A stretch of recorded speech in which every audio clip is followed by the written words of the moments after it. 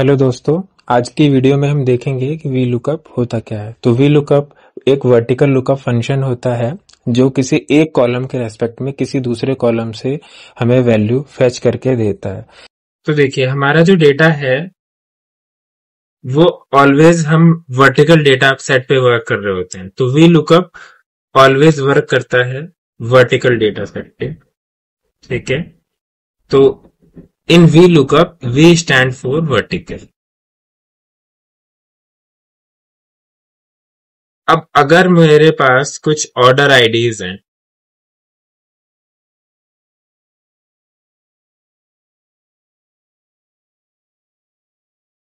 Like this, तो in order ID के basis पे क्या मैं यूनिट प्राइस को फाइंड आउट कर सकता हूं? कैसे कर सकता हूं? तो वो काम हम करते हैं वी लुकअप का यूज करके। देखिए, यहां पे मैं पहले स्ट्रक्चर समझते हैं वी लुकअप का, जिससे equal to V lookup. Lookup value क्या होगी? दिस, कॉमा, टेबल एरे क्या होगा? हमेशा याद रखना है कि जो भी हमारी लुकअप वैल्यू होती है, लुकअप वैल्यूज क्या होती हैं? जिन वैल्यूज को हमें फाइंड आउट करना होता है। तो जो भी हमारी लुकअप वैल्यू होती है वो जिस कॉलम में होती है वहीं से हमारी टेबल स्टार्ट होती है।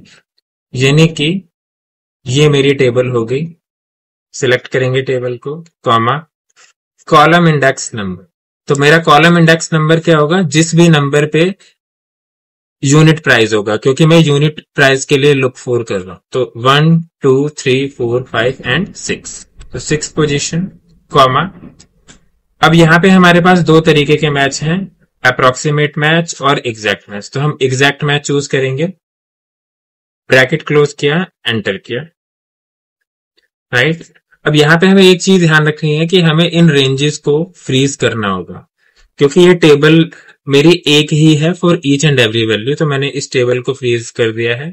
एंड अब हम यहाँ पे फॉर्मूला को ड्रैग करेंगे और उसके रेस्पेक्ट में सारी वैल्यूज निकल के आ जाएंगी। फाइन। नेक्स्ट सिनेरियो में अगर मैं बात करूं,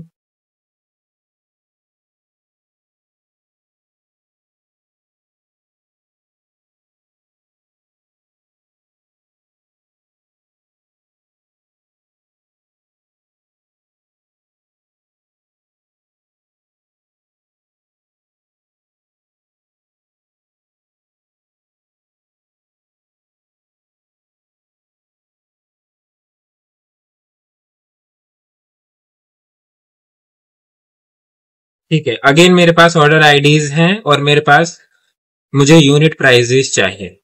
ठीक है, फाइन। तो क्या मैं इस बार वी लुकअप यूज कर सकता हूं? बिल्कुल यूज कर सकते हैं, क्योंकि यूनिट प्राइस आगे है। लेकिन अगर मैं बोलूं कि मुझे प्रोडक्ट्स चाहिए, प्रोडक्ट आईडी के रेस्पेक्ट में मुझे ऑर्डर आईडी के रेस्पेक्ट में मुझे प्रोडक्ट्स चाहिए, इन दैट केस क्या मैं वी लुकअप यूज कर सकता हूं? तो आंसर इज नो। क्यों? क्योंकि जो वी लुकअप होता है वो ऑलवेज फॉरवर्ड देखता है। जैसा मैंने अभी बताया, these are lookup values for my V lookup formulas. तो मेरी टेबल यहां से स्टार्ट होगी और हम फॉरवर्ड ही देख सकते हैं। यानी कि ना तो मैं कस्टमर का नेम बता सकता हूं और ना ही मैं कस्टमर का प्रोडक्ट बता सकता हूं। तो इस केस में हम क्या कर सकते हैं?